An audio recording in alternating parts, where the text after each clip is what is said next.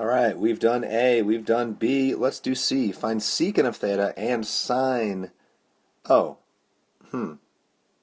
looks like I didn't do all of the problem on the last one. Whoops. Oh well. You can check the answer guide, answer key. It's going to work in the same way. I'll do all of them from here on out. My bad. C. Find secant of theta and sine of theta if cosine of theta is negative 3/5. So cosine of theta is negative 3/5 means I'm going to draw a triangle right there, label it theta. Cosine is adjacent divided by the hypotenuse. So look, this is a 3, 4, 5 triangle.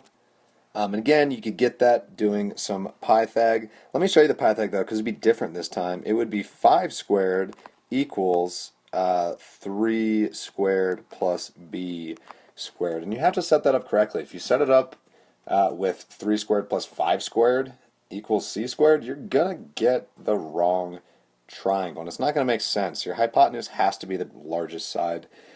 So we would solve this by subtracting that 3 squared over. So 25 minus 9 equals b squared. So 16 equals b squared. Therefore 4 equals b. But again, get this triangle in your mind, a 3, 4, 5 triangle. So we want to state secant of theta.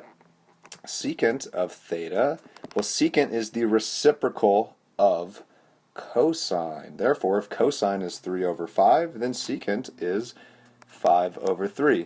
Moreover, if cosine is negative 3 over 5, secant is negative 5 over 3. So there's our secant value, and we didn't actually need to figure anything out about the positive or negativity of it, because cosine was negative, therefore secant is also negative. But we want the sine value as well, sine of theta.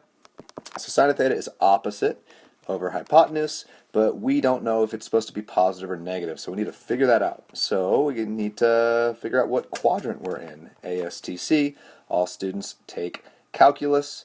We're given a cosine value that's negative, which means I have to be in the left 2 quadrants because cosine is x values, and our x values to the left are negative. And we're told that sine is greater than 0, meaning sine is positive. Sine being a y value means we have to be in the upper quadrant. So we're in that S quadrant right there, where sine is positive. So sine of theta equals 4 over 5. But I guess it told us sine was positive, so I didn't really need to do any of that anyways. But there you go. There you have it. There are our 2 answers for 9C.